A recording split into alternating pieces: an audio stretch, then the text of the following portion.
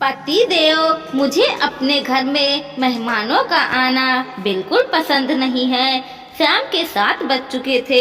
मैंने अपने ऑफिस से आते समय घर के लिए सब्जी और जरूरी सामान लेकर पहुंची ही थी।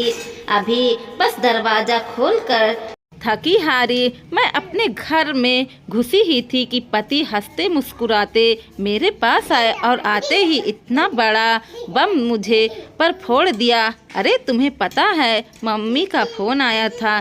कह रही थी कि दोनों मौसी अपने अपने बच्चों के साथ 3 दिन के लिए आ रही हैं। मम्मी से भी सब्र नहीं हुआ। फोन आते ही फोन कर दिया मुझे। घर आकर ही बता देती, आखिर मंदिर ही तो गई हैं। कितना मज़ा आएगा ना। मैंने तो अपने ऑफिस से छुट्टी के लिए बोल दिया है। तुम भी बोल देना।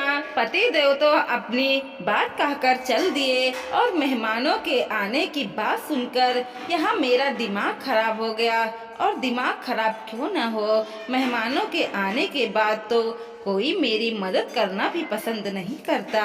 अभी कम से कम थोड़ी बहुत तो मदद करवा देते हैं, पर जब मेहमान आते हैं तो दोनों माँ बेटे को यह लगता है कि लोग हमारी बहू की बुराइयां करेंगे कि वह अपने पति और सास से काम करवाती है।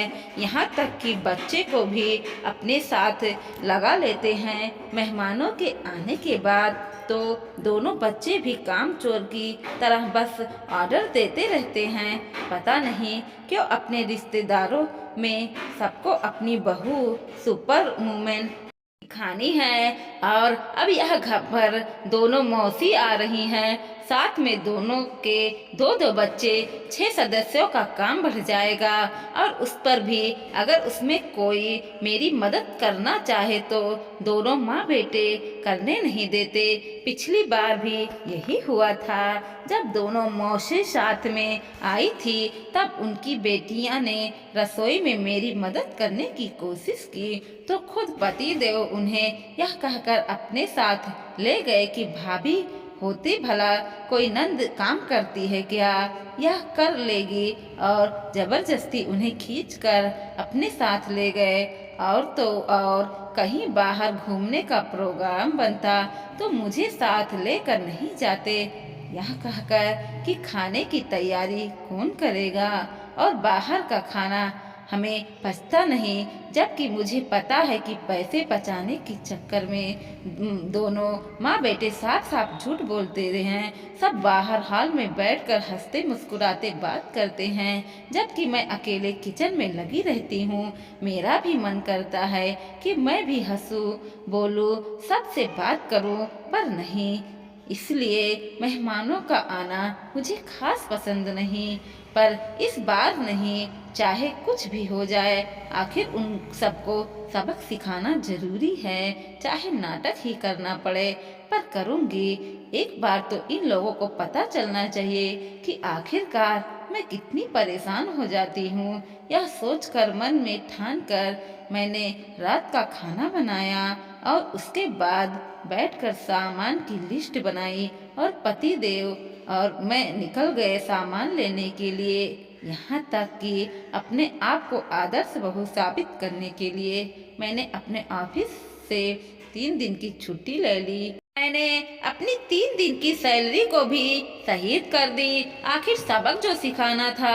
दूसरे दिन जैसे ही मेहमान आए मैंने उन्हें चाय नाश्ता पकड़ाया और उसके बाद रसोई में गिरने का नाटक किया।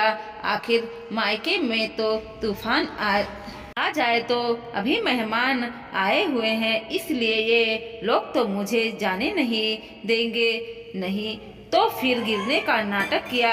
मेरे गिरने के आवाज़ सुनकर सब लोग रसोई में ही चले आए। अरे क्या हुआ, तुम्हें बहुत जोर से लगी है क्या?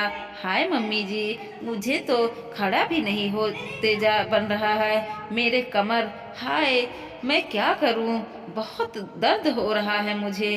और जिंदगी में पहली बार मैंने खाली आंसू बहाए। जैसे तैसे पति देव मुझे सहारा देकर कमरे में लेकर गए, पर इसके बाद मैंने बिस्तर पर पड़ गई। अब क्या होगा, मैं तो खाने की तैयारी ही कर रही थी, पर मुझसे खड़े भी नहीं होते बन रहा है। अरे कोई बात नहीं, हम लोग मिलकर बना लेंगे ना, तुम तो आराम करो। मम्मी जी ने कहा। सच कहूँ, कहना तो नहीं चाहिए, पर उस समय दिल से आह निकली, कैसा इंसान है ये। यह इंसान मेरे लिए तो कभी नहीं सोचता। मम्मी और मौसी तीनों मिलकर बर्तन धो रहे थे, तो बेचारी और मैं अकेले जब इतने बर्तन धोती थी, तो खैर मैंने अपने इमोशनल पर पूरा कंट्रोल रखा। पर अब मुझे नए नए बदलाव नजर आ रहे थे। जो बच्चे मुझे मेहमानों के आने पर सिर्फ ऑर्डर की दिए करते थे, वो बच्चे अपने दादी और पापा के साथ खुशी खुशी घर की साफ सफाई तक करवा रहे थे। साथ ही साथ छोटे मोटे काम। दूसरे रात पति देव कमरे में आए। यार, आज तो बहुत थक गया, लेकिन मजा तो बहुत आया। सचमुच मौसी और मेरे भाइयों बहनों मेरे और मम्मी की बहुत मदद की, वरना अकेले तो हालत खराब हो जाती। सचमुच ही ये सब छोटे छोटे खुशियाँ होती हैं, इसलिए मेहमानों को तो घर में आते रहना चाहिए। कर रहे थे।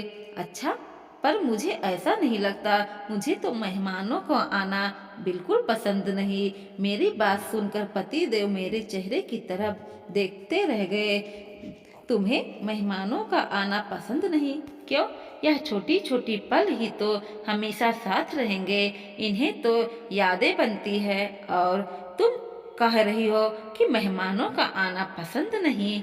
बताओगी मुझे कि मैं कौन सी छोटी छोटी पल तुम लोगों के साथ एंजॉय करती हूँ?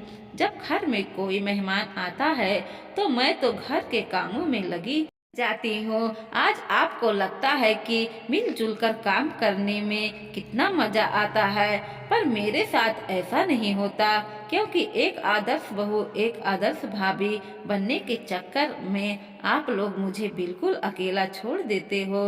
अब पति देव के पास मेरी बातों का कोई जवाब नहीं था। वह बिल्कुल चुप हो गए, पर मैंने अपना बोलना जारी रखा। आज आप थक गए हो, जबकि आप सब ने मिलकर काम किया। अब जरा मेरे बारे में तो सोचिए कि मेरा क्या हाल होता होगा, जबकि मैं तो अकेले काम करती थी। पति देव को शायद अपने गलती का एहसास हो चुका था। मैंने तो यह कभी नहीं सोचा कि नहीं, अच्छा मतलब अगर मैं गिरती नहीं तो तुम जिंदगी भर ही मुझे नहीं समझते। अच्छा बाबा, ठीक है, अब से कोई भी मेहमान आएंगे तो घर के सभी सदस्य मिलजुल कर काम करेंगे। ठीक है, कहकर पति देव दूसरी तरफ मुंह करके सो गया। एक बार को तो लगा कि पति देव को सब बता दूं कि मैं नाटक कर रही थी, पर उसके बाद पति देव का क्या रिएक्शन होगा यह नहीं पता था, और कई बार रिएक्शन गलत हो जाता है। यही सोचकर मन ही मन ये डिसाइड किया कि कुछ बातें ना ही बोली जाएं तो ही बेहतर है, और अपने नाटक को मैंने यूं ही जारी रखा। दोस्तों, वीडियो पसंद आया हो तो लाइक कीजिएगा, शेयर कीजिएगा और सब्सक्राइब भी कीजिएगा, और देखते रहिए कोमल मोटिवेशनल 2.0।